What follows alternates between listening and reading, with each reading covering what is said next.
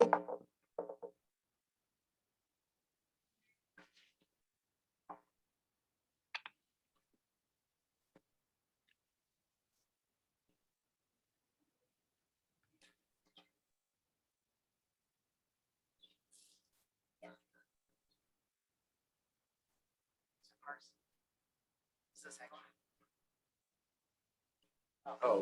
so that's.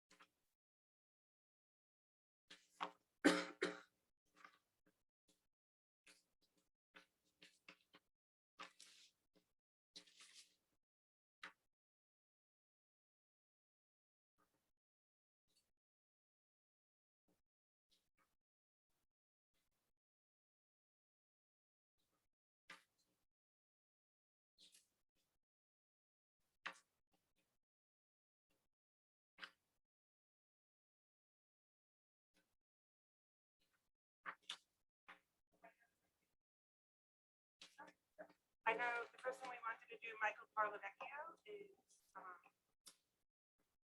was not able to attend today. So am I right that we are signing Jackie Benjamin to proposing for Jackie to lead our meeting today? So can we have a motion for that? Sure, so move. Second. So a voice vote, all in favor of Jackie Benjamin leading our meeting, please say aye. Aye. Is there something wrong with the speaker, or is it just me? You're very in and out. We'll talk about it. Trying to get closer. Okay, is that better? Yeah, that seems better. Okay, all right, so let me do the roll call vote again. Just the motion was for Jackie Benjamin Lieberberg to lead the meeting. So all in favor, say aye. Aye. Anybody opposed? Okay. Over to you. Okay, well, am I gonna read that? Yes. Okay, and then we'll do over to you. Okay. So notice of the time, date, location, and agenda of this meeting, to the extent known, was provided at least 48 hours prior to the commencement of this meeting in the following manner, pursuant to the provisions of NJSA 10.4.6. By posting such notice in Town Hall and the Township's website, by notification to the newspapers on December 30th, 2020, and the schedule for 2021, and by providing notice to the Township. I'm still having a hard time hearing Tracy. It sounds like someone's speaking. Okay, sorry.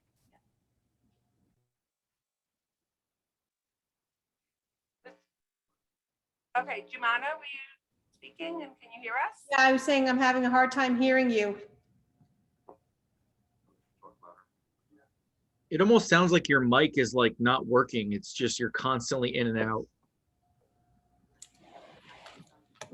Use the other microphone, Alex. Should she use the other microphone?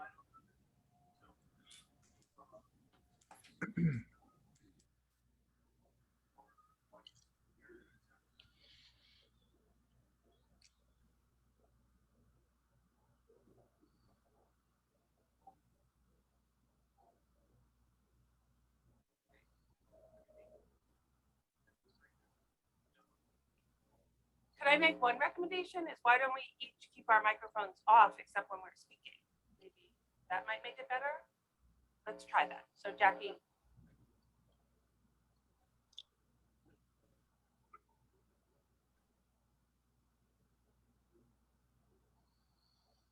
Can you hear this one better? Yes.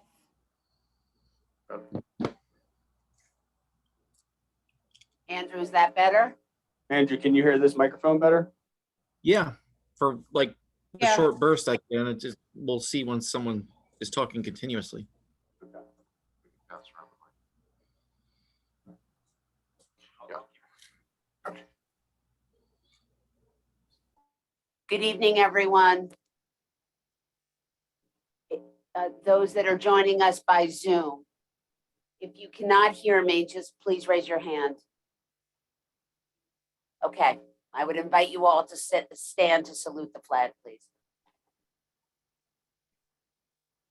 I pledge allegiance to the flag of the United States of America and to the republic for which it stands, one nation, under God, indivisible, with liberty and justice for all.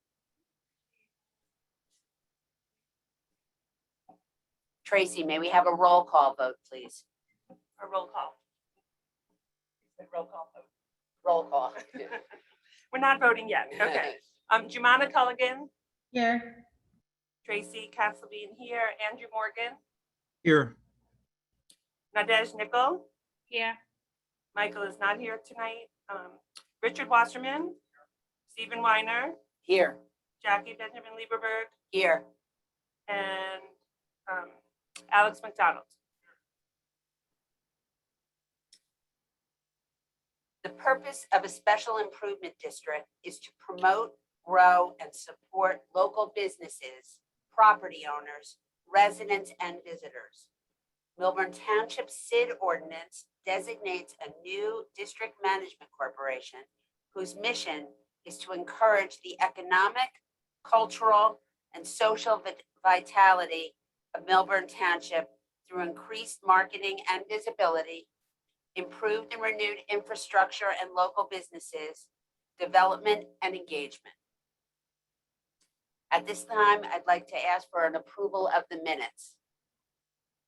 Okay, we're going to do a roll call vote on the approval of the minutes from June 17th.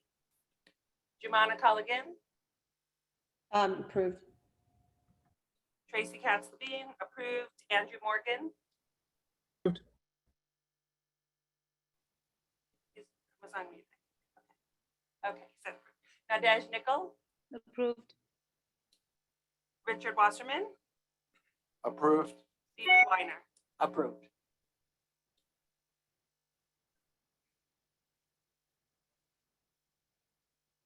At this time, we will call for public comment.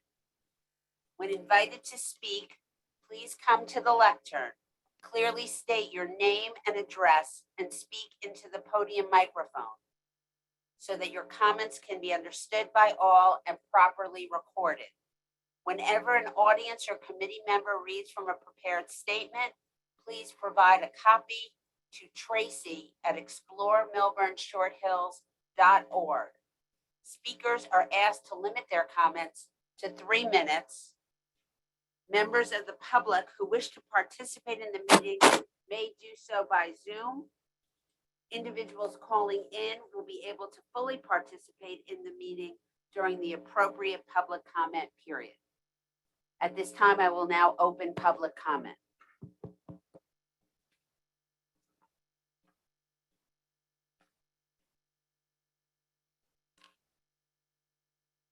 if this works.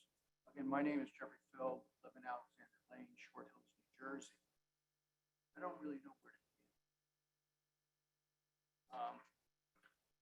I've been appearing here person since December, virtually since September. Real questions as to the validity of this organization. I have an executive director over here, and I've been instructed the only time I can speak to him is by my public comments. This gentleman over here is the business administrator of the city. Will not speak to me. It's outsourced the allegations to an outside law firm to validate the allegations of truth. We're in a serious situation here. Pleadings were filed by the city, this town, basically questioning veracity, saying that things I observed at the last meeting did not happen. Today, a landmark opinion was issued by the appellate division by Judge Misano. I'll need to read it. Judge Misano, I go back to 11 years ago, one of my first cases I argued about the validity of various transactions. He agreed with my analysis. He rejected the analysis of various attorneys. One of the attorneys was defending the city in the Beehive litigation. need, one of the things is, I've been making myself and others, and asking for the ethical financial disclosure statements. We have not received. We were told that they're on the website. However, the state Supreme Court just issued, if they're in your position, it's in control of some other agency, we're entitled to. This gentleman followed his ethical disclosure statement. He didn't disclose where his wife works. Various other members on here have not produced them. We're entitled to know. One of the ironies of here that the court is aware of is that the chairman, who's not here, is also the municipal attorney. Bloomfield has a SID. He knows the rules and regulations of the SID. This SID is appointed by the board, by the township committee. It's not elected by the people of that. We've had no buy-in. It's funded. You need to listen to what the state has said, the executive branch, and the judicial branch to give you clues. I do not know when Judge Moore will sit down a motion, a discovery motion, to be heard, televised or public.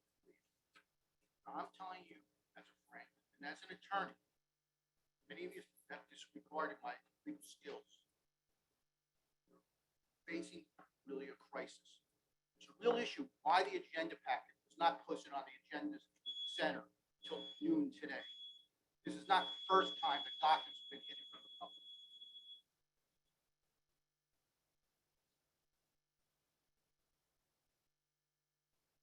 Thank you, Mr. Feld.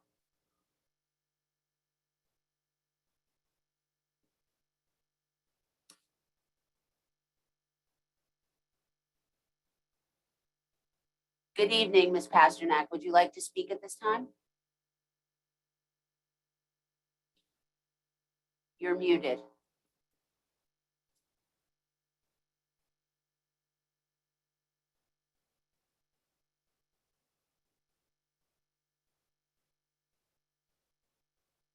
Ms. Pasternak, we're going to move forward with another individual and we will come back to you. Thank you.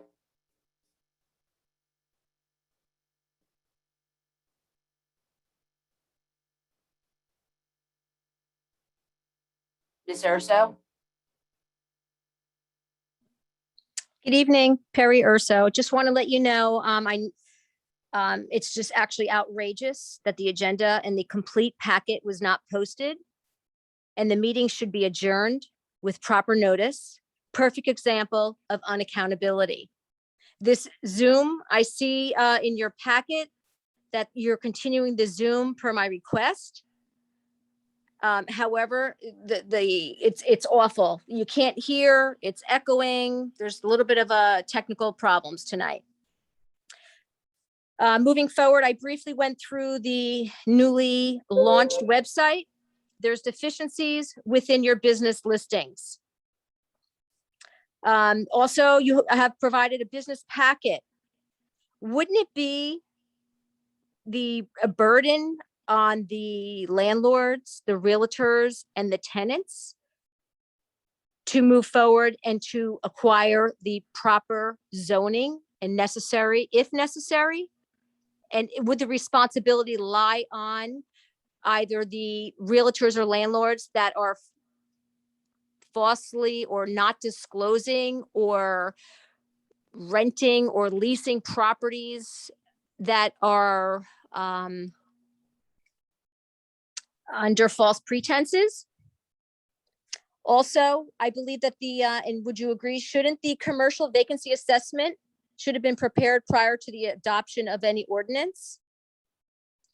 And then lastly, I want to know, I've asked several times, I've emailed, when can I expect a list of the advertisements of the executive director and marketing positions, on which platform, and the applicants? And I believe that former Mayor Lieberberg was handling those positions. So if she can kindly let me know, or when I can expect to receive those platforms and the applicants that were acquiring for those positions. And other than that, I see that there's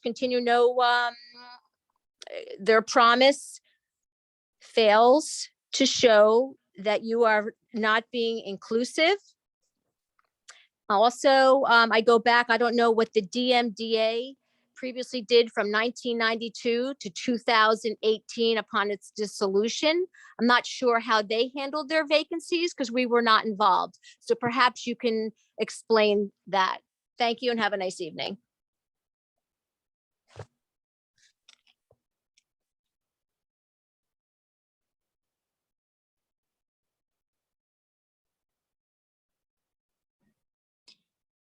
Hello, Jean Pasternak, 342 Hobart Avenue. Hopefully you can hear me now. Hello, Yes, we can hear you, Ms. Pasternak. thank you. I have a few comments. I would like to also underline that it's very difficult to find the agenda, and the packet coming today at noon gave people no time to review the information, and it makes it really difficult to be able to provide feedback to you as members of the public when we get the information that late in the day. Could you explain why it was posted so late? The second thing I'd like to say is the presentation that I just briefly was able to glance at on included the vacancy analysis. It seems to me that we were told as a community that we needed a SID, and we were going to, as a goal, as the SID's goal was to reduce the vacancy rate. That's why it was so critical to push this thing through so quickly. And the rate that I see overall is something about half of what Richard Wasserman repeated over and over. We had this double-digit vacancy rate. Now we're down to an average of under 2 digits. I just like to understand why that was used as a argument to get the budget to be approved and put this ordinance in place and rush through all of these things that were done improperly to form the ordinance that formed the SID based on that main argument that Mr. Wasserman made. And then I'd also like to understand, have you or is someone in this township, either the committee, the business administrator, or one of you, going to analyze which of those new businesses that are listed on the sheet that is in the presentation came in and did the proper zoning permits? We'd like to understand that and have that analysis done. Otherwise, we'll do it ourselves. But it seems to me, based on the information we currently possess, that there were several of those people on that list that did not get proper zoning permission. Thank you.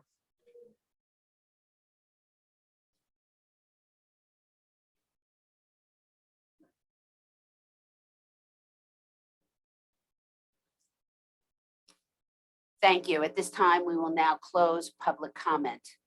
I'd like to ask Mr. Grillo to please respond with respect to the posting of the agenda and what was transpired for those that have questioned the process. Here you go.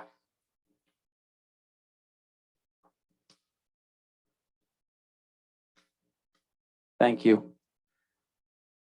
So yes, the constituents that have brought up the question of the items not being in the agenda portion of the town website this morning are correct. That is due to a technical glitch, which I'll explain.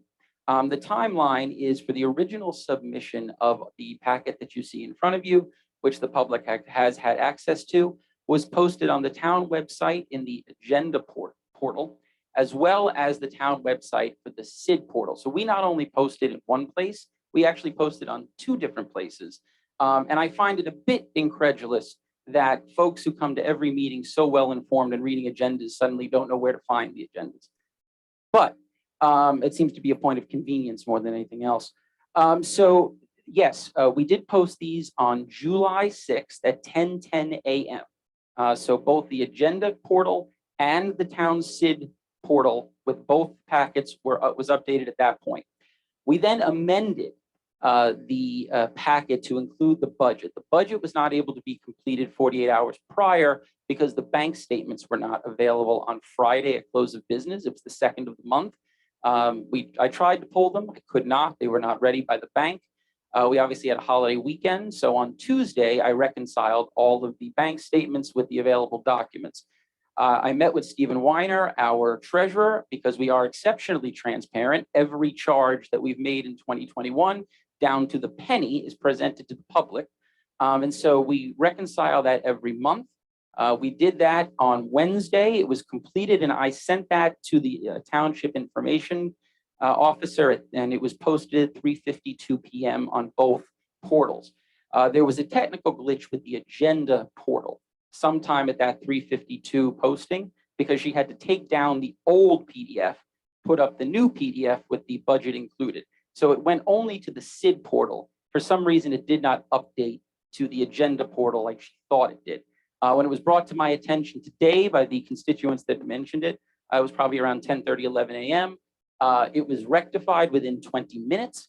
And so everyone here has had the ability to see this in various forms over the last 48 hours. So aside from a technical glitch, which obviously was unintended, everything has been consistent. There's been no changes or alterations to the documents aside from the addition of a budget.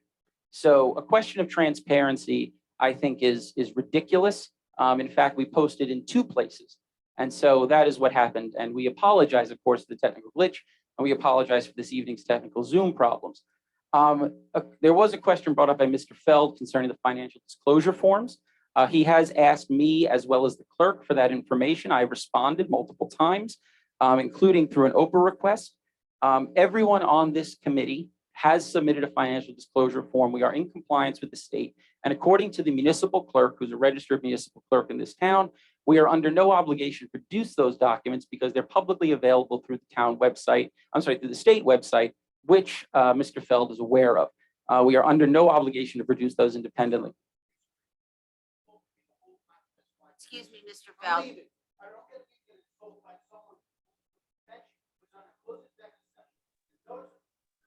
Sir, the public portion is closed. Also, I don't know, you know what, I'm going to leave my wife out of this. Mr. Feld couldn't, but I will. And then as for the Ms. Pasternak's question, I'm happy to speak about the vacancy rate when we do that presentation. And obviously, any follow-up questions that constituents may have, I'll be happy to answer. Hopefully that answers the question as to the posting issue. Thank you, Mr. Grillo.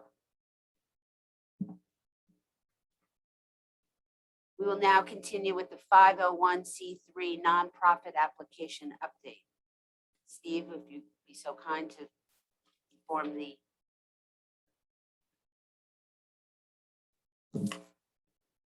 So we've had ongoing discussions concerning the 501c3 application that we submitted to the Internal Revenue Service in December. Obviously, that predates my tenure here. We have been waiting quite a while. It was 6 months until it was actually received by the IRS and put in the queue. I do have documentation on a timeline, which I'll provide to the committee and the public. We were assigned an IRS examiner on June 18th of this year, so over 6 months before an examiner was even assigned our case. We received a letter dated June 24th on last Friday, which is the 2nd of July. So they had about a week to send us a letter asking for additional information. I have done so. Our response will be submitted tomorrow via mail to their office in Cincinnati, which is where exempt organizations are reviewed. They did ask for 2 fairly pro forma requests. The first one was an affirmation form, which Mr. McDonald signed, which demonstrates that our bylaws are in compliance with nonprofit regulations in terms of dissolution of the organization. So that was done correctly in the original bylaws process. They didn't have a copy of the bylaws because it wasn't requested when it was submitted. So they've just asked for that affirmation page. We will provide that. And secondarily, they asked for a narrative description on our economic development activities. And so that's, pretty much questions saying, what type of events do you have? What does placemaking mean? What type of business support do you have? Can you submit any type of supplemental documents? So I've done that. The package will be sent tomorrow, and I fully expect that based on that, we will be approved. Thank you. Mr. Wasserman, Township Committee update.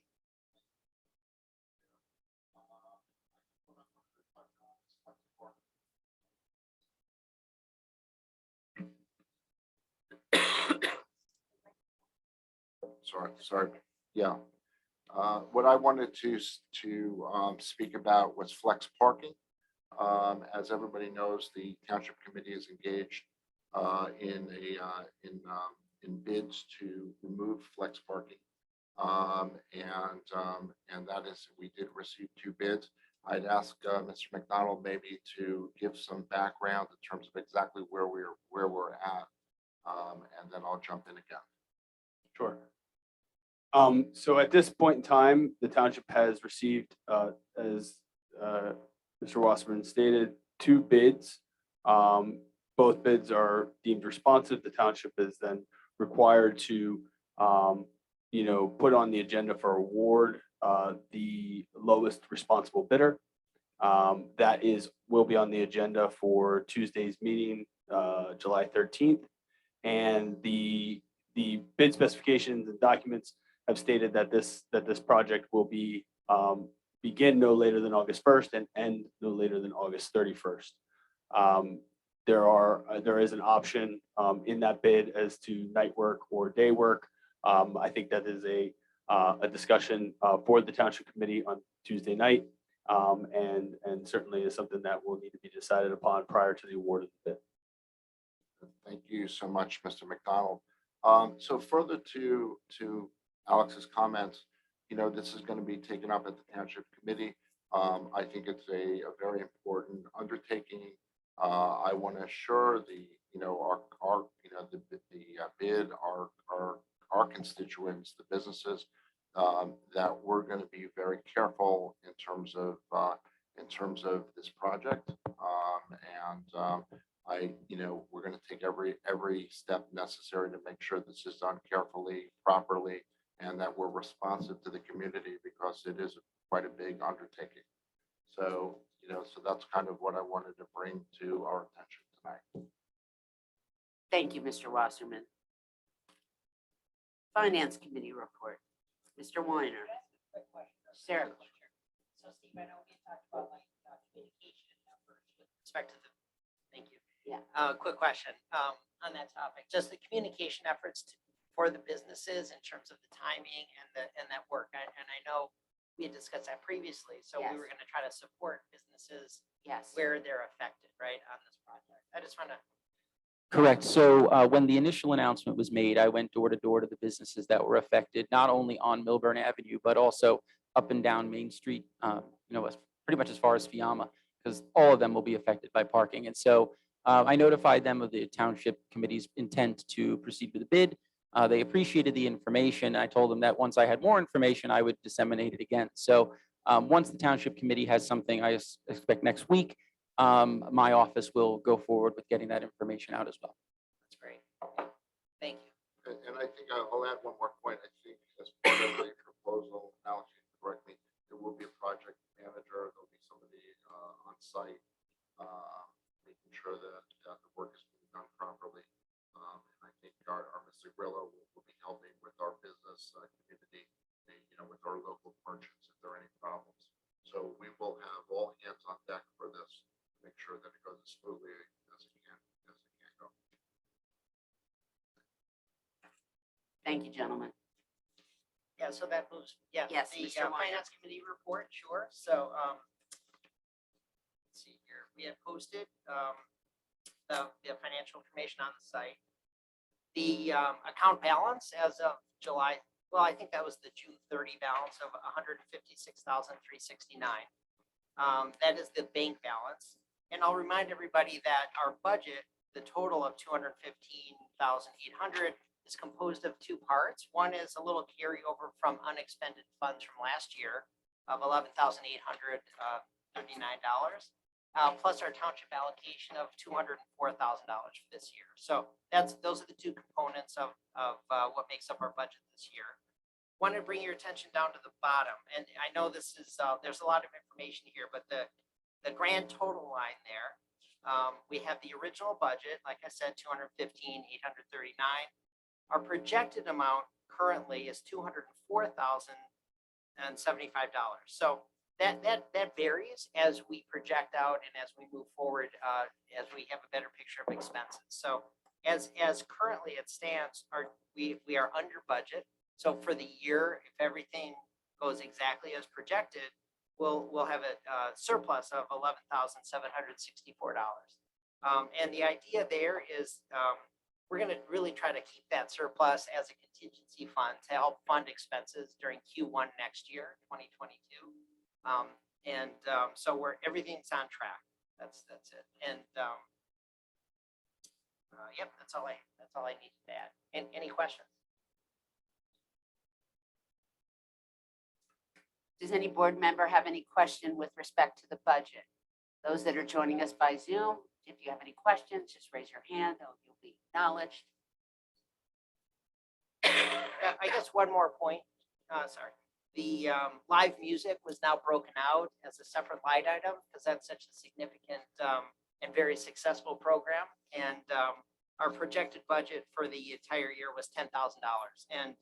And we just broke that out for transparency. That didn't come out from anywhere else. We just pulled it from, was it, Steve, remind me, the holiday and seasonal events, I think? Correct. We That's right. we had initially budgeted 29,000 for events, but we didn't line item it because at the point, I guess, when you put this together, we didn't have a clear picture.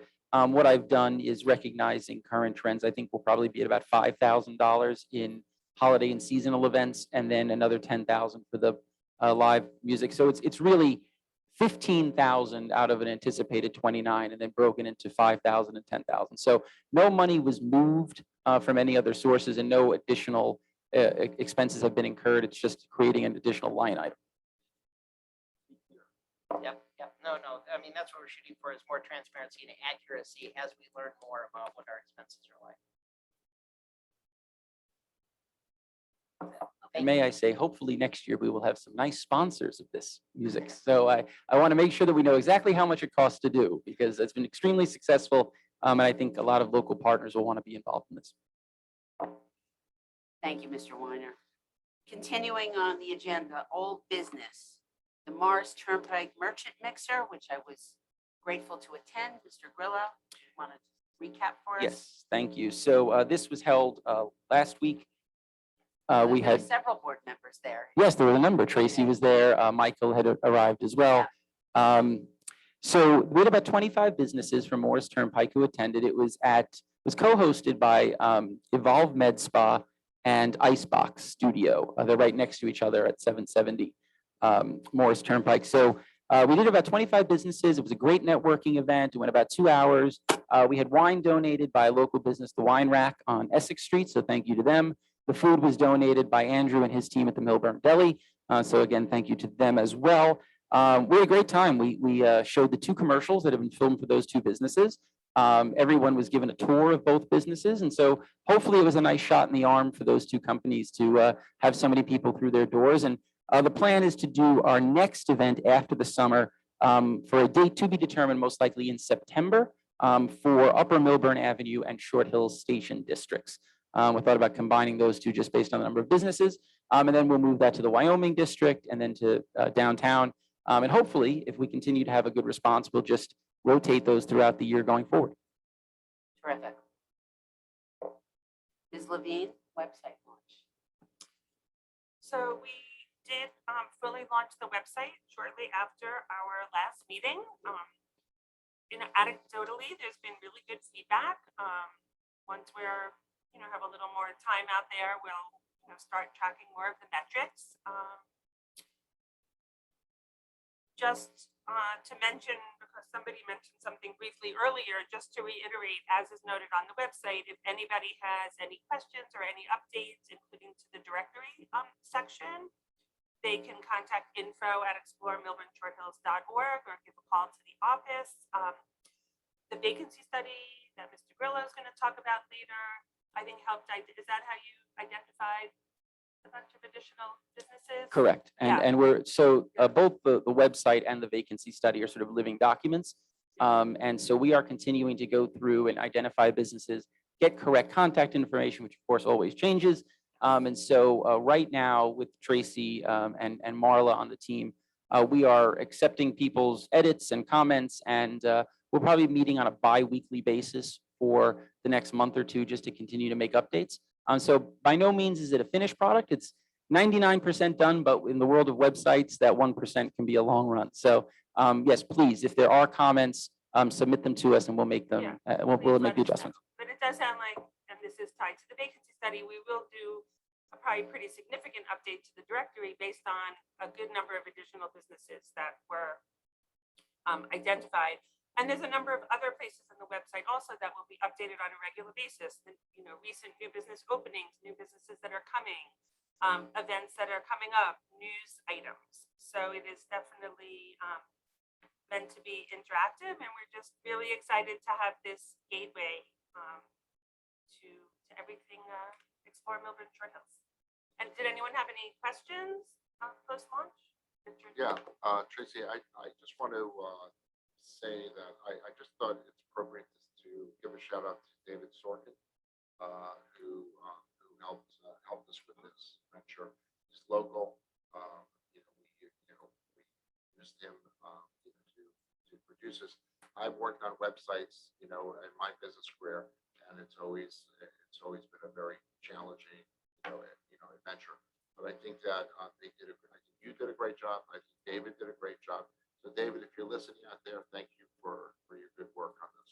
And you can mention the photographers as well. Yes, yeah, that's we good might have also, done last time, but yeah, we agree. New Frontier did an excellent job. Our goal was to stay local with the SID agency, and Yeah. we are really glad we were able to, and they really They did a great have job. done an excellent job. We may have mentioned them last time, but certainly I can mention again the really fabulous photographers who volunteered their talents and efforts. So Ravneet Chadha, her photography business is Pink Linteal Photography. Her Brian Smith, she actually connected us with her, who kind of goes by Brian. Jamie Ryan, who did all the wonderful drone photography, and then our longtime resident and photographer of town, Arlene Pomerantz, who made her beautiful photos available to us. So yeah, really beautiful work, and we really appreciate they all donated their time and Who talents. did the video stuff with Mr. Grillo? That's something separate. That's something separate from Videos. commercials. That is Stay any tuned. intern I can find. That You're are doing a great job. Yeah. You're doing a great We job. did have them professionally edited, but all the filming was done by our interns and Marla. Wow. Well, good. Okay, street pole banner installation. Tracy. Do you want me to start on that, Jumana, and then Sure, you can go ahead and. yeah, so following the approval at the last meeting, Jumana and I, as the marketing co-chairs, along with Steve and Marla, met with the selected vendor for the banner project. They're going to be pretty similar to the visuals we saw at the last meeting. Steve, at our request, did some polling of some of the districts in terms of the area names that we're going to put on the banner. And based on that, there was one key update, which is originally we were simply going to put Morris Turnpike. And this also came out of the mixer, is that they really strongly identify that they're part of the Short Hills part of Morris Turnpike, because, for example, right on the other side of the street is Springfield. So the consensus from the merchants in that area, again, based on the merchant feedback, is Morris Turnpike at Short Hills. And other than that, we just clarified the final version of the logo and the colors, and we're now waiting, keeping it pretty simple in terms of welcome, the name of the district, the logo. Jumana or Steve, did I miss anything on that? Just the timeline. Once we have a final design, font, spacing, names, which we're pretty close, it's probably 4 to 5 weeks for production. And then the installation can happen shortly thereafter. So I guess that puts us kind of in late August or so that we should have these up and running, maybe early September.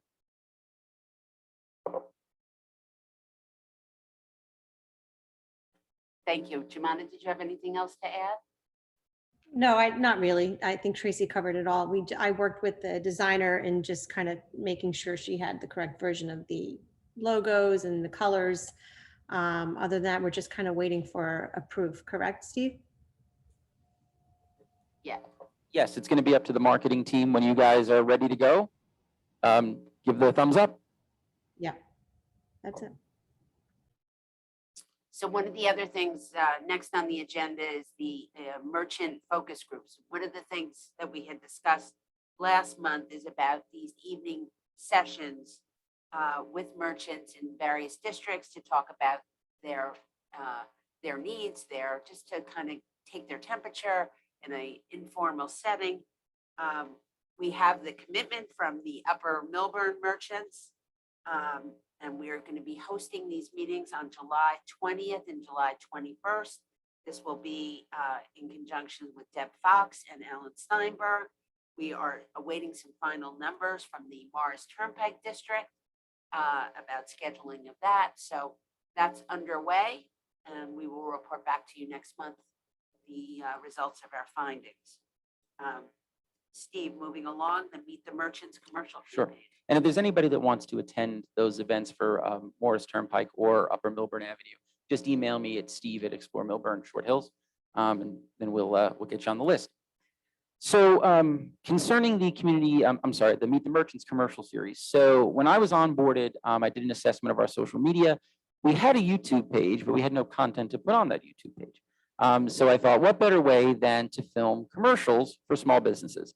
And so I actively began engaging a variety of businesses, and we filmed 60 to 75-second commercials, which we showed at the previous meeting. As of now, we have posted 10 on our YouTube page, which is Explore Millburn Short Hills. So everyone in the public can go and view those. Also, the merchants have access to a G Drive where they can download those and then share them with their clients, customers, et cetera. So it's really pretty full on, right? The public and the businesses can distribute this. Because we're in the business of promoting small businesses, I want to just mention who we filmed and thank them for their time. Shala's Boutique, Evolve Med Spa, Icebox, Professional Audio Consultants, Garden State Hemp, Linda's Florist, Bella Organici, Bagel Pantry, Boho Beauty Bar, Teen Skin, and Kika Stretch Studio. That's actually, if you were counting, that's 11. We only have 10 posted because we are filming more, and we are then going to edit those as well. So hopefully, and I think Nadej brought this up at the last meeting, we will have a second round, I think, quite easily, and then hopefully continue to do this on an ongoing basis. But the commercials have come out really, really sharp. We've had them professionally edited. There's background music, there's graphics. It looks really, really good. And I think it just makes us as an organization look very professional and allows our businesses to share this type of marketing collateral. Can I ask a question? Mr. Grillo, who's entitled to get one of these videos? Could any merchant in our, in our, I don't know, in our membership apply to get one of these? Any business that's within the SID. Within the SID, okay. And how do they do that? They reach out to you? Reach out to me directly. All of my information is on the website. It's steve@exploremillburnshorthills.org. Not the most complicated. It's the longest email address in history, but not the most complicated. And how do we, is there any way to judge how successful these are? I mean, we're going to ask the merchants whether they've gotten business from this. Yeah, I think it's less about, and I've done these in previous bids. It's often less about foot traffic and more about how these businesses utilize this and disseminate it. It's always great when they put it on their own websites, when they promote via social media. Like this week, we released our first one, which was the Bagel Pantry. We did it in alphabetical order. And Bagel Pantry shared it on Facebook. It made it to Happy Millburn's page, and it kind of bounced around. It got some really nice traction. And so you hope that by doing 10 of these, it's a magnitude of scale, right? And that we're getting a lot of coverage across multiple social media platforms. I think that's often an easier way than trying to figure out do people come into my business because of a video or not. So any local business should be dialing you immediately, like, I want one of these, right? If things go to plan, that's probably the only thing I should be doing for the next 6 months is filming Right. commercials. But Right. yes, we encourage everybody to ask us to do it. It takes less than an hour for us to do the commercial. So we certainly encourage everybody to do it. Excellent. Thank you. The A-frame. Can I ask a quick question? Yes, of course. Steve, I was trying to look on the website. I'm not sure. I couldn't find it, but is there a way that maybe some of the YouTube link or some of those videos could be linked to our website? I love the idea. I think it's fantastic. Yeah, we could add that as a drop-down menu. So yeah, give us a little time. We just got our training on the website last week, so none of us are web designers, but yes, we can definitely add that as a marketing piece on the website. We do have, yeah, I think that's a great idea, Nadej. We do have links to our YouTube channel, but certainly we could more prominently promote the videos. Yeah, that's a great idea. And are these on Instagram as well? So the videos are too long for Okay. Instagram. So they can be uploaded to Facebook, they can be uploaded to YouTube. And then what we do is we put a still on the Instagram, and then we direct people to go to the YouTube page. Really, the goal here is to continue to drive traffic to the YouTube page, because we really don't have any followers because we didn't have content until this week. But, you know, ideally, we want to continue to use that when there's events and things. You know, we can put more video collateral that's longer than a typical Instagram video, which is very short. I just want to say one other thing. Maybe we also want to make sure we support the local merchants that may be affected with flex parking. You know, if and when that happens, we should really try to support our local merchants that may be affected by by any inconvenience. You know, it'd be great if we can support them with some social media, you know, whatever that means. You know, I know you've made the rounds, but you know, it'd be great to say, you know, there's gonna, you know, I know that you're gonna have you may have some inconvenience, but we're gonna do a video for you. We're gonna do something to help you. Absolutely. Yeah, we can definitely prioritize those folks while they're impacted. Actually, one really easy thing we can do is the feature on the homepage. We have a band up there now that's playing this weekend that we're gonna need to replace. We could actually put a feature there, visit our YouTube channel and check out the 10 new commercials. That would be like a really easy way Yes. to put that up. So like next week. We can do that. Okay, cool. Well, I'm glad that you guys are feeling positive about this campaign. It's really exciting. And we do have a monthly social media campaign planned through June of next year. So some of them are really heavy duty like this. Others are a little bit easier to assemble, but you know, that's part of our vision discussion. And Tracy and Jamon and Marla have been very, very helpful putting all that together. So this will be our July campaign. So for the rest of the month, you'll be seeing postings about this and encouraging folks to go to the YouTube page. Something else that we're also rolling out in July is, to my right, we have a chalkboard. And Nadej, thank you for being the A-frame expert, because you put me and Marla through our paces when it came to finding the right boards. So this is an A-frame. It's about 20 pounds. It's pretty heavy. It's outdoor. It's designed for outdoors. It's not going to fly away in the wind. And it is both for chalk and for what they call chalk markers. And so it's really, really flexible for use. I think everybody can see it on the camera, but and now the board can see it. So we actually just had this produced by Lindsay Palumbo. So thank you, Germana, for recommending her. She's a local chalk artist, and she really hit this one out of the park. So as we talked about at our previous meeting, the CID purchased 14 of these. 4 will be used to update our directional signage in town. There was some of these old sort of plastic white signs. These are much classier. These are much nicer. I think they represent Millburn much better. And so 4 of these will be placed at strategic locations, and they'll have content like this, more stores this way. And then 10 of them will be donated on a first come, first served basis to businesses throughout the district. We're hoping to do 2 per district so that there's 5 districts. They're distributed that way. And then it will become the property of that business, and it's for them to use and hopefully be creative about. And as you see, our logo is on there. So we're going to try to do some cross branding as well. You know, when a business does put it out there, you know, it was provided by Explore Millburn. And I just think this is a really good way to show, you know, what kind of high-end shopping we really have here in Millburn and all of our districts. And this is just a classier, neater, nicer way of doing it. So it's not only promoting businesses through directional signage, but direct signage as well. Steve, sorry, could businesses buy those signs from us? Like once you, and let's say you have, you know, other people, like for example, I would buy one. Yeah, I don't think we could do that for this time, because we did vote for the purchase of this and that we were going to donate them. But I think going forward, you know, perhaps we want to maybe buy 20 of them and sell 10 and you know, use that as a fundraiser as well. So I don't think right now, but I'd love to do this every year. And I think that's definitely a good idea going forward. And then next week, we'll roll out asking folks to come and get them and put their name in the hat, and it'll be first come, first serve, as I said. 2 more updates. These are concerning contracts that were approved or Yeah, well, one was a contract, one was a permission to approve, but the curb efficiency study that we talked about in terms of trying to improve parking in downtown, that study has been initiated. It's probably going to take about 5 weeks to complete. And my intention on my timeline is that the consultant will be able to come in at our August meeting and make a full presentation. And then we'll recommend it from the SID to the Township Committee for action. And then finally, it was approved at the last meeting, beautification RFPs to be put out for Morris Turnpike. So we had talked about planting new grass, putting in some planters, some more flowers and things like that.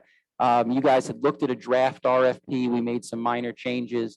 And then I sent that out to 35 landscape companies, both within Essex and Northern Union counties. And so hopefully we'll get some competitive bids on that. And once we do that, we'll bring it back to this board to make a final decision on how to proceed. I expect those will be back August 4th off the top of my head. And then so we'll have those in time for the next presentation. And I'm going to keep going if that's okay. Yes. All right, so we do have 2 action items. The first one is the Storefront Beautification Grant Program. So at our last meeting, we had talked about utilizing the $10,000 that's in the budget it was under sort of a ambiguous title of COVID relief. We had all agreed that, right now storefronts need to be improved to encourage foot traffic. And there was a great discussion on how we could utilize this money. We had originally thought just about parklets. But I think the folks on this board made some great points about other services that could be needed. So I was instructed by the board to go back and try to diversify this program. And so that's what you see in front of you here. This is a draft document. I would love comments on it. Any edits obviously can be made. And then if we're comfortable with it, we can then proceed with releasing this to the public. I just have a couple thoughts. I think we would like to encourage the businesses to write a paragraph, what their plan is for this, for the grant, how they're going to use it, what their thought process is, and why, for whatever reason, why they are uniquely qualified or should be considered for this grant. Now, if we take a $10,000, are we going to be fluid and think 5 for major projects, 5 for the street furniture, and 10 for the cleaning, and that gets us to 10? I just did a back of the envelope. That wasn't my intent. It was No. to be, Fluid. whatever projects come in, if they qualify, we fund them until we exhaust the funds, or we may not exhaust the funds. And that's just, more that we can add to that contingency next year. And then potentially do this again, depending on the success. We may have no applicants, and then maybe we say next year, no, we don't want to do it again. But I think this is a good way to put it out into the community that there is money available to do these types of critical improvements for our storefronts. I think we should have just a beginning and an end date so people know that it's you must apply by September 30th, or applications will begin. And also, I think what I would suggest is we set up a separate email for this, so that they're just going to go into a separate email bucket, like refresh at Explore Millburn Short Hills. So that everybody that wants to look at or access to that email address, so that it's completely transparent. We should post that. Can I build upon Yes. two things you said? One is, I think the easiest thing is to set up a form rather than email address.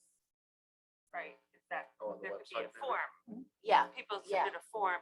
But I think it was a more fundamental question, which is, I agree that I would think businesses would apply before doing the projects. They might, the whole point is they don't necessarily have the money to do the project. So to do the project and then send the receipt, that I think it needs to be a 2-step process, is submit the proposal, get it approved, and then send the receipt to get reimbursed.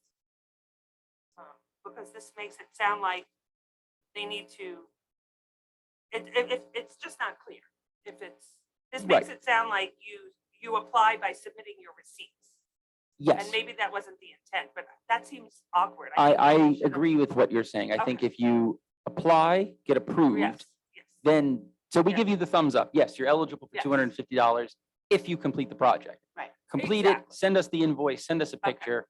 Yes, Good. so I agree. I'll Yeah. update that language. Okay, and then I guess the question to Jackie's point is, and I had been thinking about this when I was looking at this in advance, is should it be first come, first serve, or should there be a deadline date? I mean, we can certainly timestamp when things come in. I don't know, I'm just concerned it does take people a little, I'm almost concerned, I mean, who wouldn't want to do this? I'm concerned we're gonna get too many applications and we're gonna turn people away. So I guess I'm concerned about being equitable and, I don't know, just, I was a little concerned about the first come, first serve because.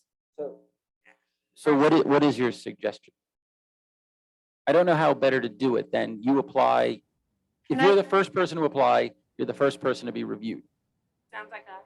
No, I kind of agree with Tracy and Jackie. I think maybe we have sort of like an enrollment period, like it's open for a certain amount of time and then we can review the number of applicants that come in. And I also do agree that they should do some sort of write-up. It doesn't have to be long, but some sort of paragraph, maybe a little bit about themselves and why they're applying. A statement of need. Yeah. Yeah, I think that makes sense. So what happens if we have $10,000 allocated and we get $20,000 worth of applications? How do you decide who gets the money? Well, I want to. I mean, I know the answer. I'm asking you. Well, I think some of it has to be need-based, and maybe what we do is we do smaller micro grants. So rather than somebody getting $1,000 and somebody getting $0, maybe you do, maybe you kind of split the baby or they. I agree. Can sorry, not to cut you off, Jackie, but I agree with what Jackie's saying with the micro grants. And then I think we have like a dedicated amount of money and then they would actually maybe submit what their project costs. And then we could decide as a board whether or not we decide to fund that particular project. And that could be based on how much that project, is going to cost. And if we think it's, of value or whatever to the business or even to the SID. So, I think that's how we do it. And then until the funds are exhausted. Yeah, I have another thought on this. I know that Morristown, has a SID, also has a fund that supports their businesses. They had a fund and they actually reached out to the community to support the fund. So I know that, I know that Ray, there'll be some issues in terms of, 501c3 or, whether people get a deduction for it. But, there may be people in the community that would like to support our local businesses that, they see 10,000, we have a need of 20,000. I'm just thinking that maybe the community there may be people in the community that want to write a check and support our businesses. So what I'm hearing is, so we're in July.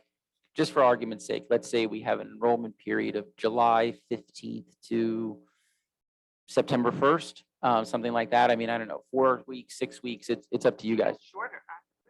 Shorter. You could do August 1st, August 15th. Okay. No, I think you need longer because everyone's busy and to come up, oh yeah, I need to get a French, but then they need to get an estimate of the cost. You gotta, I think business owners need more time than that. I agree with Stephen. I think If I can just play devil's advocate, I think the more complicated you make this for businesses, the fewer businesses are gonna do it. I mean, especially if this is an involved process for $250, like business owners aren't gonna waste their time.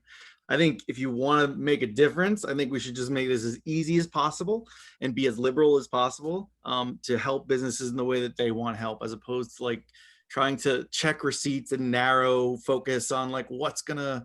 I just think that way lies madness. I don't know how much time you guys have. I know, but Andrew, but unfortunately, we have to check receipts.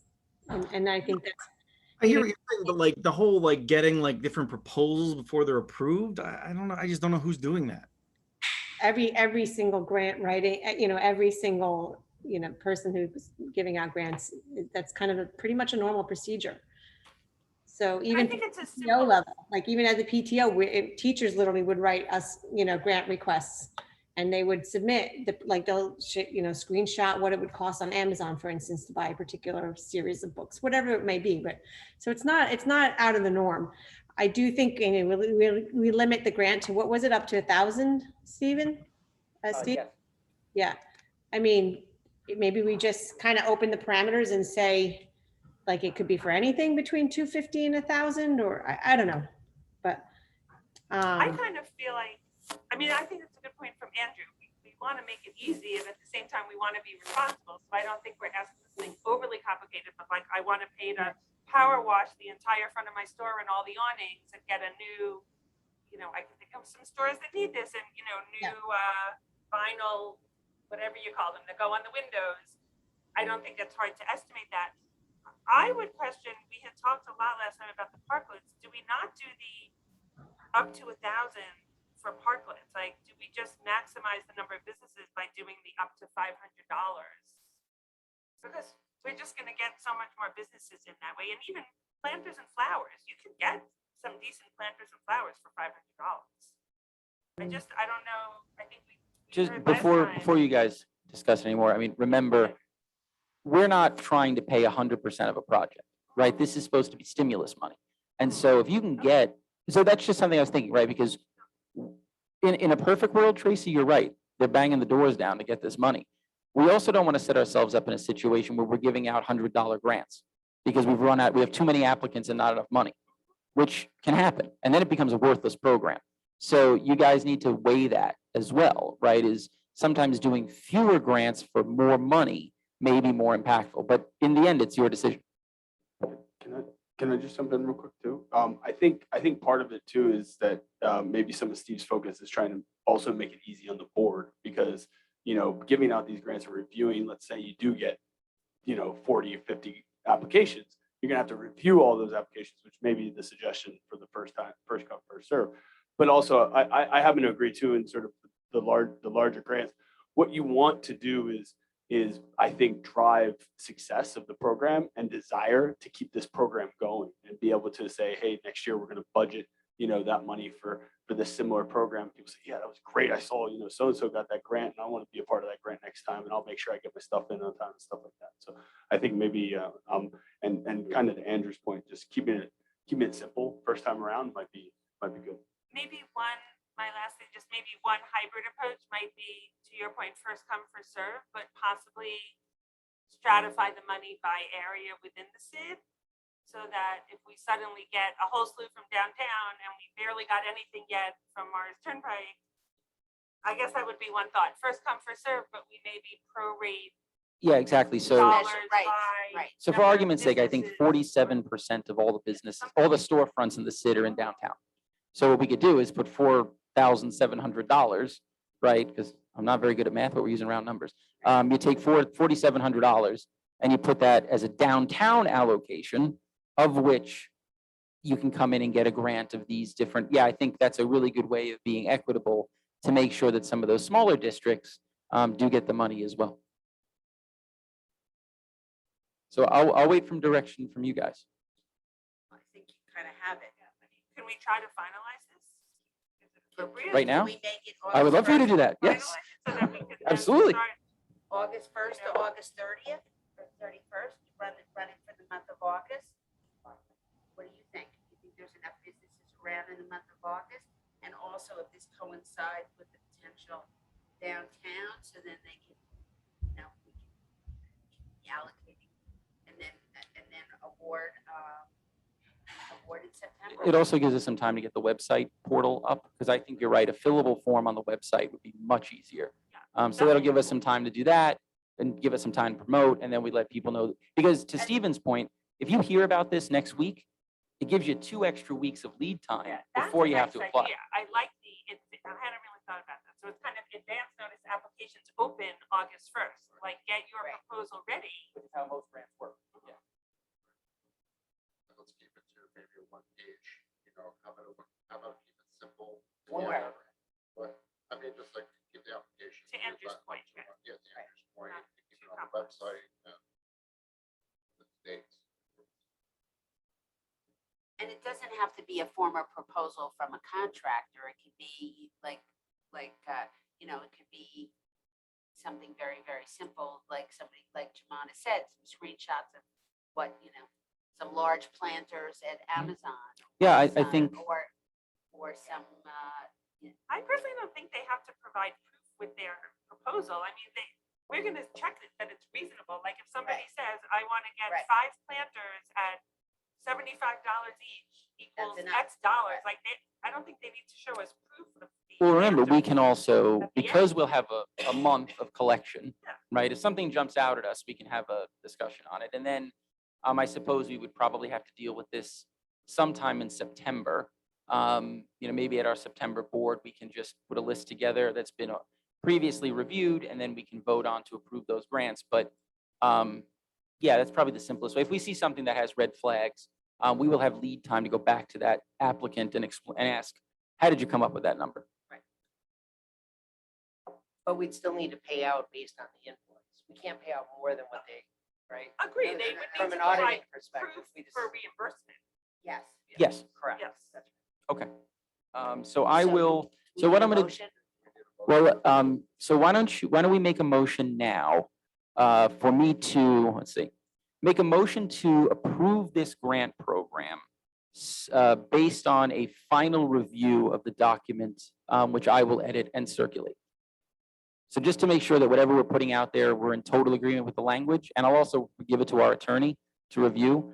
But then why don't you ask for a motion to approve with that the way. dates, right? August Yeah. 1 to I'd like to make I'd like to call for a motion to approve moving forward with Mr. Grillo's proposal for Explore Refresh to allocate up to $10,000 of the Explore Millburn Short Hills SID budget for these what I'll loosely name micro grants,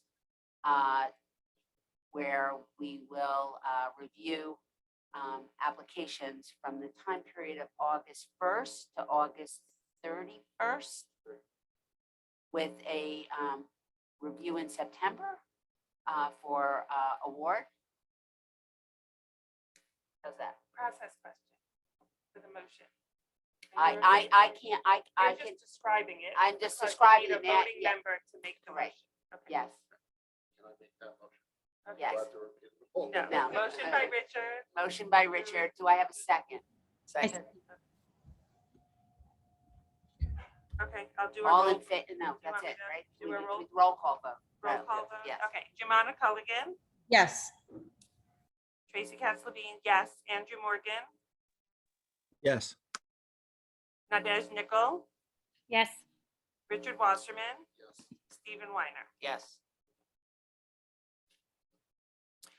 So then the next item is, we had talked about, and we had at the previous meeting approved a $3,500 expenditure for a board training.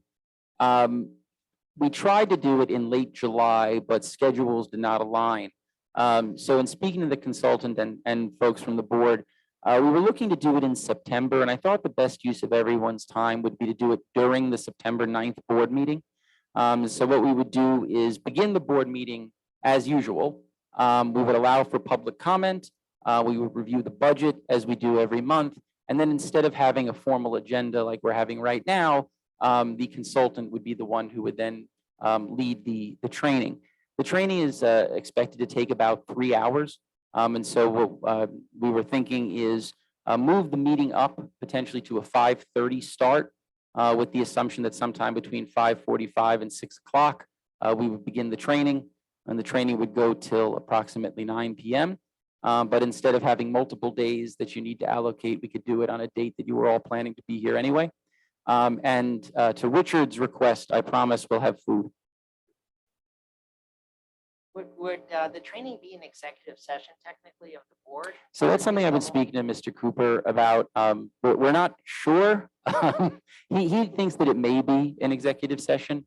So what he had suggested was have a public meeting, allow public comment, and then go into executive session for that 3-hour training. So it's a bit of a hybrid meeting, but I think based on everyone's schedules, it probably is the most efficient way to do it. It is not a Jewish holiday. chat? Yes, Okay, reach out, good. yes. I was also just thinking about for those with kids in school, first week of school, is everyone okay with that amount of time? Yeah. So- That's the question, if you have back to school in general. So I'm putting it out there for September 9th with an estimated start time of 5:30 for the meeting. And then within, 15, 20 minutes, we would start the training and executive session. So if that's okay with everyone, and I'd like everyone to give their input schedule wise, I will then begin the discussion on the final scheduling with the consultant. I highly doubt that I can make a 5:30 meeting with school starting, guys.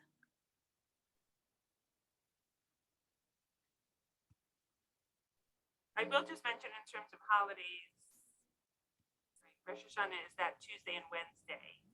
Schools Yeah, also it's the first day of school for my kids too, so I don't know. gonna be a tough week. Maybe we should move it. Can we move it to the October? October 14th is the next bids,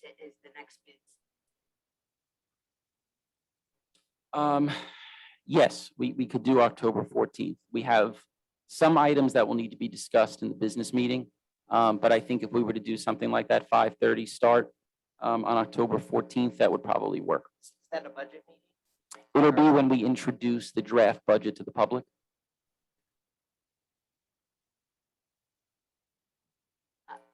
Other board members, Andrew, Nadesh, would that work for you on October 14th? I can't attend October 14th. I have a business event that night.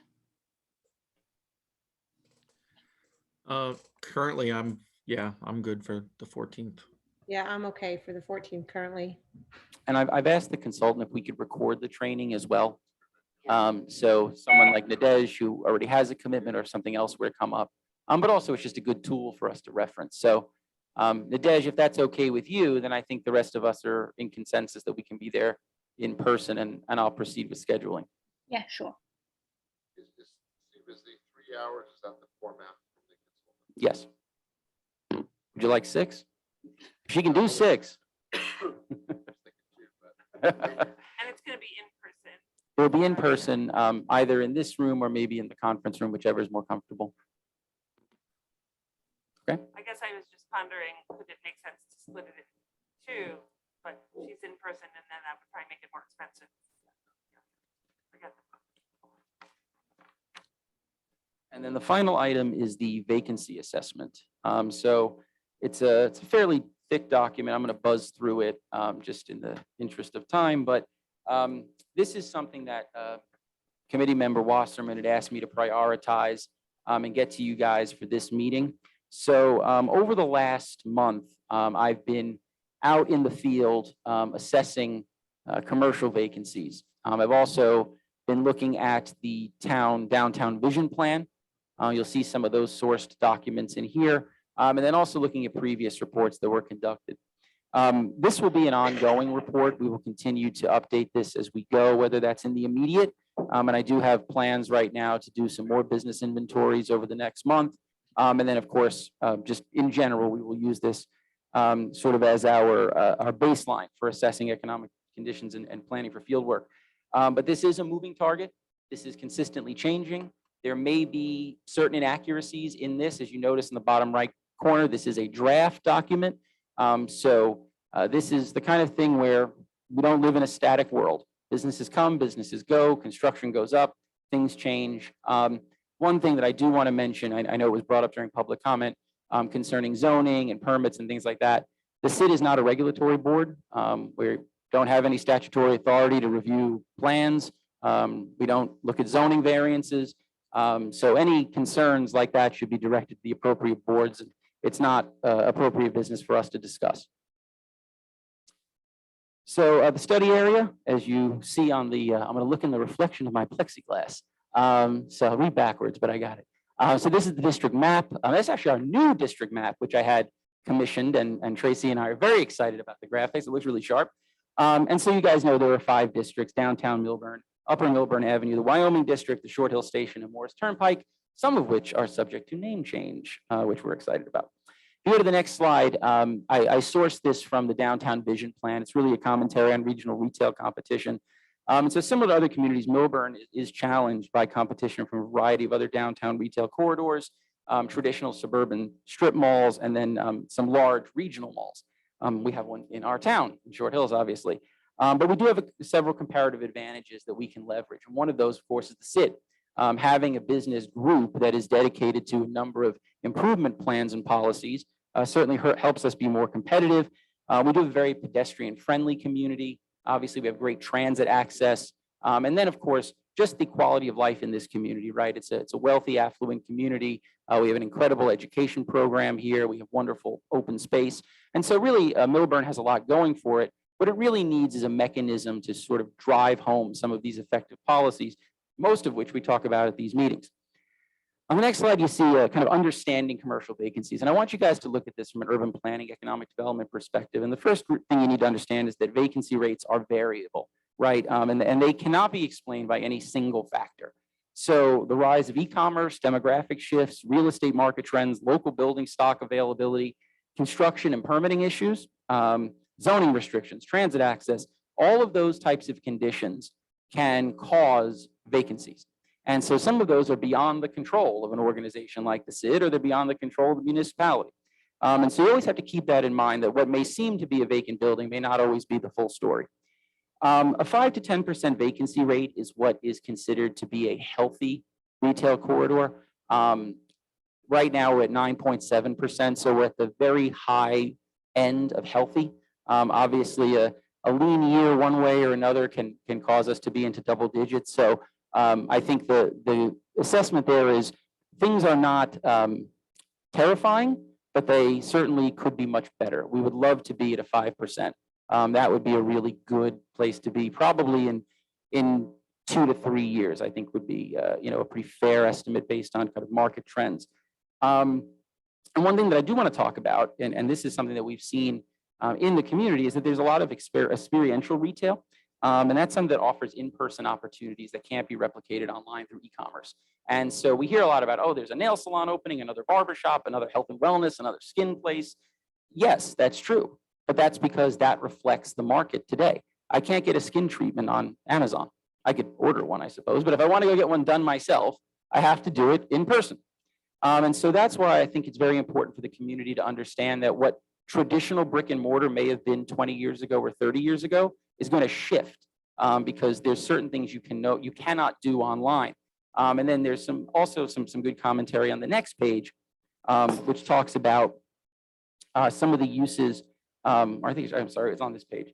But these omni-channel brands doing different promotions. We have a lot of great businesses locally who are retailers, but they also offer experiential opportunities. So Bella Organici is a good example. They sell organic soap products, but they also offer camps for kids to make the soap.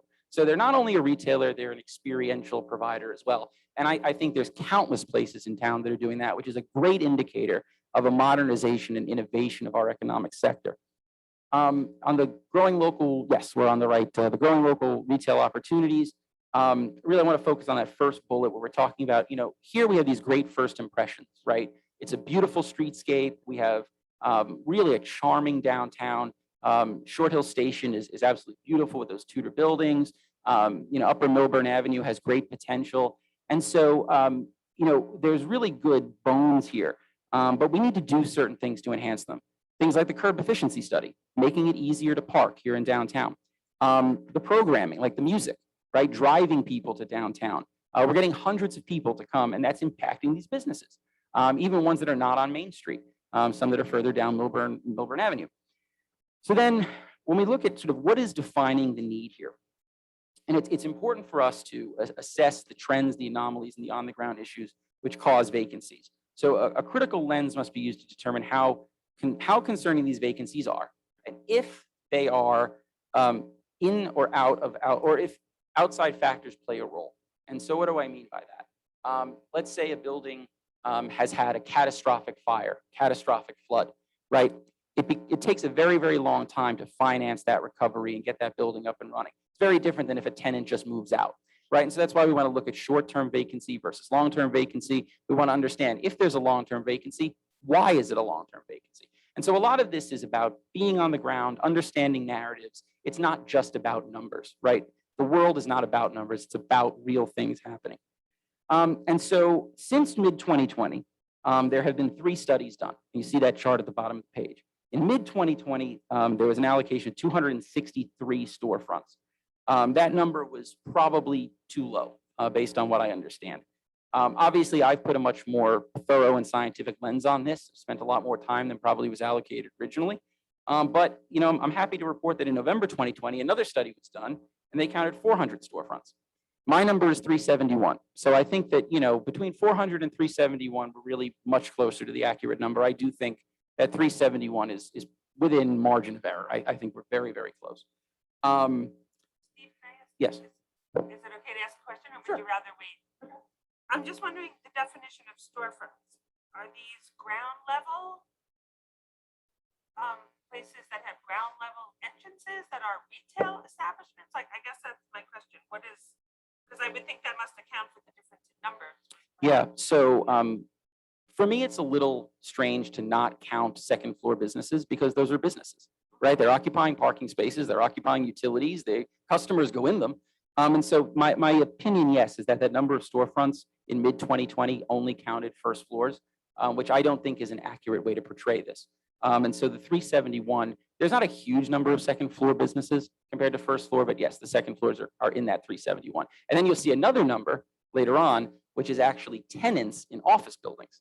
So because I also wanted to know how many actual businesses do we have, not just storefronts, because that's another way to assess this. So I guess I'm kind of curious when we compare ourselves to other towns. For example, one I've seen noted in numerous places, right? That Cranford boasts a 5%, less than a 5% vacancy rate. I guess I'm just wondering how others are measuring it. And I guess I'm trying to just understand a little more about the office buildings, especially on, places like Morris Turnpike or even like the Commons in the Wyoming district. Like So how many? we'll get to that. Okay, I'm just wondering how many that's counted as. Yes, I will show you on another slide. Okay. I promise. Okay. So then moving to the next slide, the one that says the excitement is coming. So this again is somewhat anecdotal.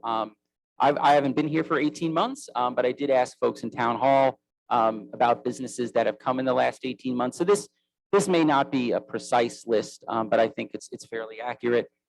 So we've seen 13 new businesses open. We have 13 new businesses that are currently under construction. A lot of those names are very familiar to you.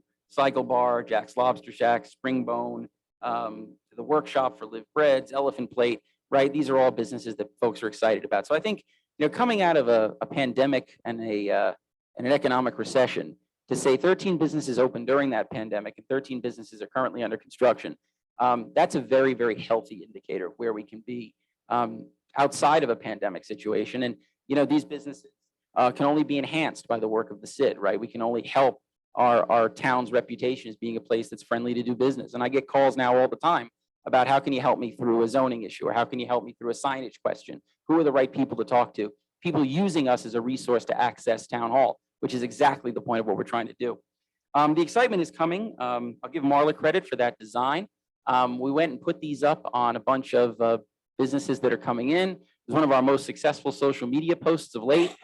People love the idea of walking down the street and seeing that a new business is coming in and that it's supported by the CID, supported by the town. And I hope I run out of these real quick because that means we've got new businesses coming in. On the next slide, there's a vacant building list. This gets into a little bit of the minutia. I don't want to spend too much time here, but you'll see on the next slides, really the majority of our vacancies are on Upper Millburn Avenue, which is obviously no surprise to anyone. So we'll move to the next slide. The bar graph's a little tricky to read, so why don't we go to the next one, which is probably a better representation. And so this is the first floor storefront occupancy, but it does take into account some of those second floor businesses. Like I said, it's not a huge preponderance, but they're there. And so we're looking at 371 total storefronts. So those are basically, Tracy, to your question, businesses that are not tenants within office buildings. So that includes strip malls like on Morris Turnpike. That includes folks that are on the first floor of the Courtyard building, et cetera. So we have 371 of those. Of that, 322 are either occupied or under construction. And so that leaves us with 36 vacant buildings throughout the district. There are a couple of lots within the SID that are not counted there. So there's 2 vacant lots in Short Hill Station. They're undeveloped. So I didn't count those as vacant storefronts, obviously. There's a couple utilities lots. There's some parking facilities and things like that. So those aren't counted as vacant space. So what you're seeing here is from the vacant building perspective, you're at about 9.7%. As I said, that tends to be on the high end of healthy. And it's something that, we need to address. You look at downtown, 8.8%. I think that's going to change. I think we're seeing a good trajectory of businesses. But 23.6% on Upper Millburn Avenue. I don't think there's anybody here in their right mind that would say that vacancy isn't a problem there. Now, obviously, that may be significantly impacted when that residential development in Springfield comes. I think everybody in the real estate development world knows that those properties are going to become immediately more valuable. And so that might be a long-term play for this town, right, is to wait for that construction to really proceed, for there to be a excitement about that, and then we may see some of those units occupied. But we do have businesses moving in. Taste Buddy is opening soon. That's an organic juice bar, vegan, gluten-free bakery, Jack's Lobster Shack, which only one of us on the board had the honor of attending last night. But was it great? It was really great. Okay. They are in their soft opening, although I messaged Jack today that the cat's out of the bag.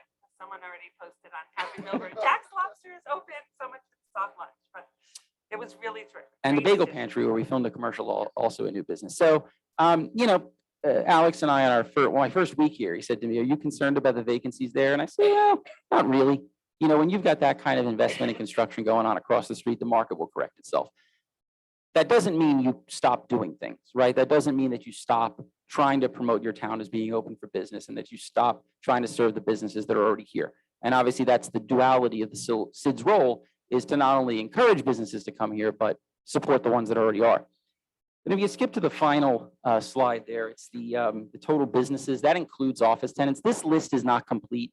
We haven't had time to go in and do every single office building and put them into the database. That'll be completed over the next couple of weeks. But there's 491 total businesses. I'd say businesses, not storefronts, but 491. That number will probably go up. But either way, that's a great sign for a town our size that there's probably over 500 businesses. That's a lot of people working. That's a lot of people buying lunch. That's a lot of people who say, "I really like working there and I bring my family back on Friday night for live music at the Main Street closure." And so these are all really positive indicators. And then you see that the vacant building number really goes down when you start looking at total businesses, right? Because obviously the total number that you're serving is going up. And so that's about 7.3%. So that number is not necessarily reflective. I would really rely on that 9.7. You're comparing 2 different things here, but they're 2 important things to compare, right? We want to know how many vacant storefronts there are, but we also want to know how many businesses we're actually serving in this SID. So it's never a bad thing to have more information. And so, my synopsis after spending 2-3 weeks on this and diving in is, I think overall we're in a really good position, but we have to continue to drive towards lowering the vacancy rate, especially on Upper Millburn Avenue. But I think the development on the Springfield side will do wonders for us. But we have to continue to enhance the services that we already provide, right? So the marketing, the live music for the community, the participation, the business advocacy. These are all good things that let people know that Millburn is serious about economic development. We're serious about this community, and we have the ability to do it professionally, and that we're in lockstep with our governing body. So overall, are there challenges? Absolutely. Are those challenges insurmountable? Absolutely not. So thank you, Richard, for pushing me to get on this as soon as I did it. Thank you for also 105-degree days while I was walking around the street. Well, Couldn't wait till November. Well, thank you for putting your sneakers on and checking out all of these storefronts. I'm sure there was a Herculean task. And the other thing I'll mention is that, when we fight the vacancy rate, when we fight commercial vacancies, we're supporting our residents, we're supporting our tax base. Because if landlords have empty buildings and they appeal their taxes, it's the residents that have to pick up the slack. And I think it's important that we keep driving vacancies lower. That was one of the that was something that I argued when Mayor Jackie and I wrote the ordinance. So and I think we're doing really excellent work. And Steve, you've been a great asset for us, and I appreciate your work here. Steve, can I just, first of all, thank you. There's a lot to digest here. This is really great work.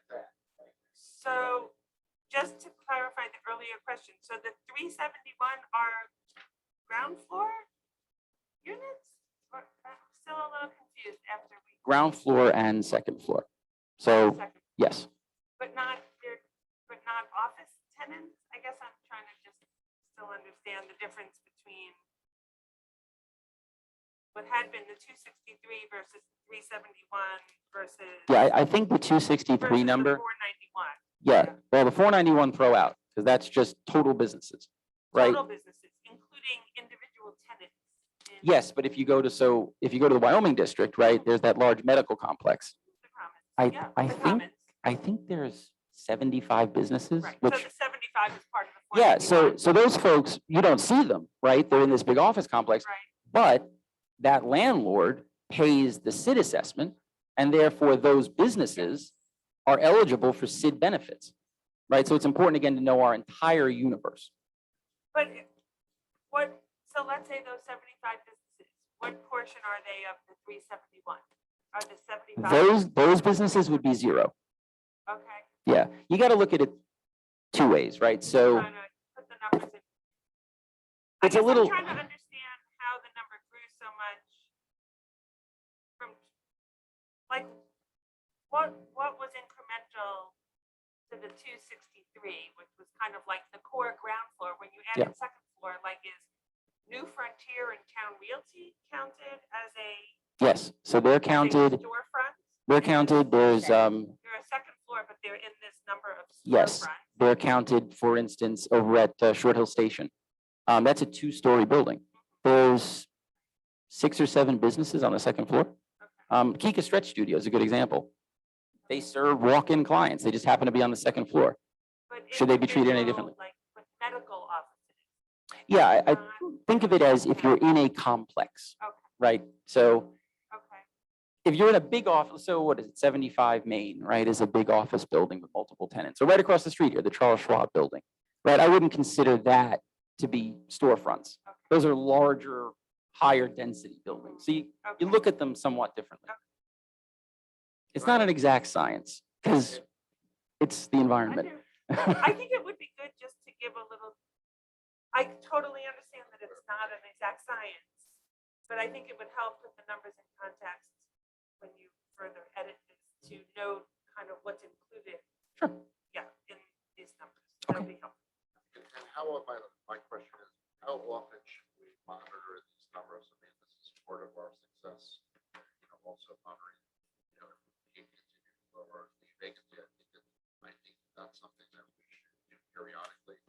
But I think we should, have set times, during the year to check in on this. Well, remember that this really informs our website, right? Because our business directory is going to source from this spreadsheet that I have. The spreadsheet that I have has every tax lot within the SID, right? That's what the town provided me. And then I've created a database that has all the businesses within it, right? So that information will inform our directory. It informs our mailing list. And so I would say, on a 6-month basis, we should probably be going around and just making sure that our numbers are where they are. And if businesses have changed out, we swap them out. It's just good maintenance of records. It doesn't have to be done with exceptional frequency. Plus, if a business comes in that we know about 2 months from now, we never heard of it today, but 3 months from now it's here. Well, all it is changing an Excel line, right, in a document. But I think every 6 months is a good time to go out and actually reassess what you have on the ground. Well, doesn't this also become part of our recruiting tool for new businesses as we show the decline in vacancies? Absolutely. And so this also can become part of that, Mhm. that template for, or aspects of it for potential for new businesses. Yeah. That gives them a snapshot in terms of what's happening with the community. Agreed. So I would say, we'll probably look for something in December, January. So you get me in the heat of the summer and then the cold of the winter. Thank you, Richard. Well, listen, thank you. I'm taking Alex with me next time. Well, we really appreciate, that was a lot of work to do in a short period of time. I appreciate you doing that. Thank you. And My intern is not on the call, but Sammy Haber helped me with this. She's been dogged in her walking of the streets with this stuff. So Sammy deserves a lot of credit as well. Well, I was also going to mention, Steve, that those sound like two great times to pick up interns to be able to help you with those. Right. All right. I just got to get it. So you don't go recruiting me. Can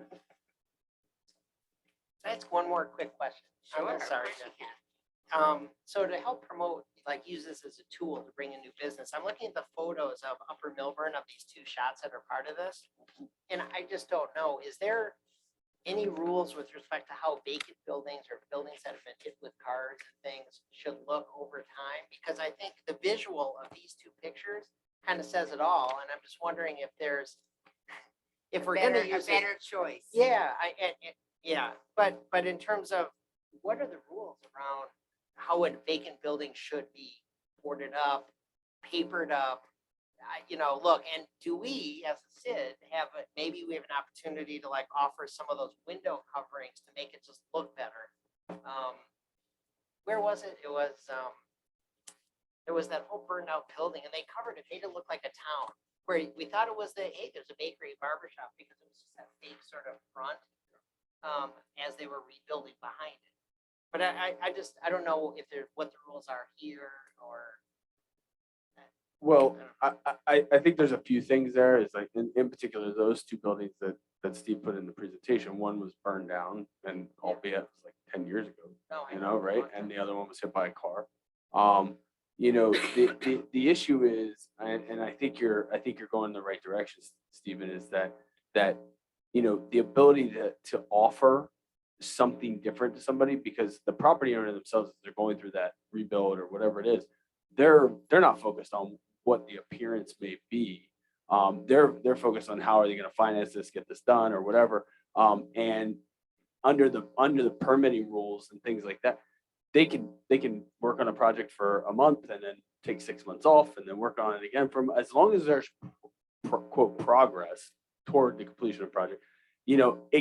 You have the example of 517, which has been like that for the last 10, 11 years. But I think it is a great idea to be able to say, hey, look, we want to offer the ability to put up a skin or put up the things like they do at the malls where it's a covering there. Obviously that would get pretty expensive, and that might be something you decide if this has gone on for more than a year, we need to, or whatever, a time frame that you say, yeah, let's get something up there. It was recently that building that got hit by a car, we're able to get them to, push back in, secure it correctly, and make the changes that they have done. But it could be like that for some time. So Stephen, this is actually a conversation I think I might have had with Jackie and Richard pretty early in my tenure, and maybe with Tracy as well. But it's a tough situation because do you want to brand it, right? So you put up a skin over a building and you have your logo on it. Then nobody builds anything for 3 years, and everybody goes, "Oh, that Explore Millburn, look at them. Well, it wasn't our fault. We're not the ones building."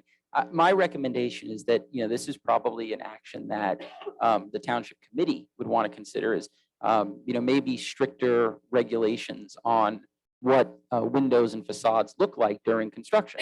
To Alex's point, maybe there's some leniency in the first 6 months, but after that, there needs to be something more permanent.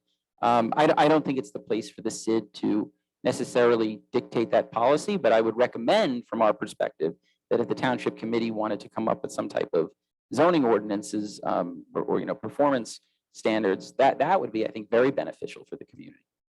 And I think that's something that we should look at. We are looking at, we just had so much other work lately, but there are, to what this discussion, there are landlords that do not treat their vacancies properly. They're not made. There's garbage on the floor, and we really don't have proper ordinances that address that. And so there are a couple of windows that you can look in. I won't embarrass any landlords, but there are windows you can look in that are vacant. And when you look in, it's been vacant for a while. There's garbage on the floor, if not properly cleaned up. There's nothing covering the windows, and we don't have, we don't have ordinances to address that. And and shame on those landlords for not doing the right thing. So that's something that I'd like to address at some point. Yeah, but I also feel like there is a bit of an education there, and I think you have to be careful about what you do have jurisdiction over and what you can. I mean, you start regulating, and to your point, Richard, is that, what different things could the township committee regulate? In terms of whether it's broom clean inside or what it looks like on the outside. I think that's something that takes a little bit more exploration and digging and things like that. The township does have an abandoned properties ordinance. That's a little bit longer term, but that also can play into motivating properties to do things as well.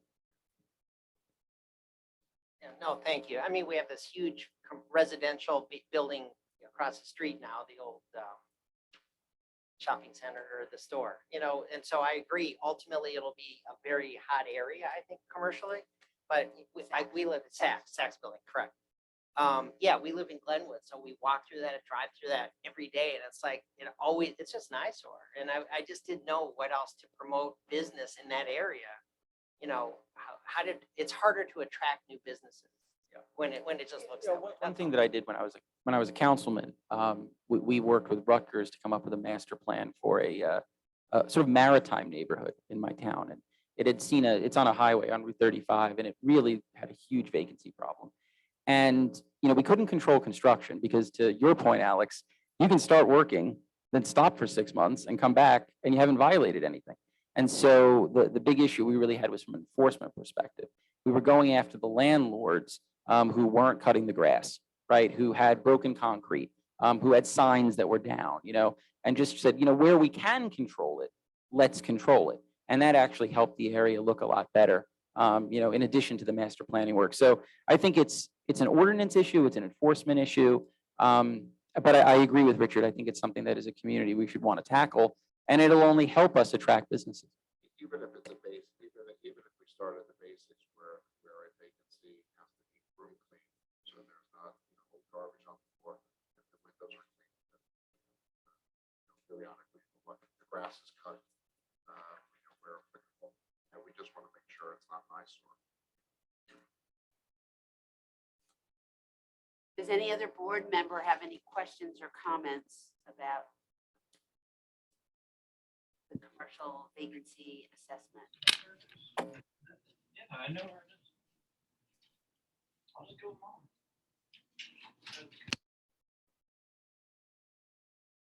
Okay. Okay, yes, so board comments. So since I'm sitting in the chairperson, I'm going to kick off board comments. I just want to make a couple of community updates that are not necessarily exclusively, are more community minded, that dovetail nicely with Explore Millburn Short Hills.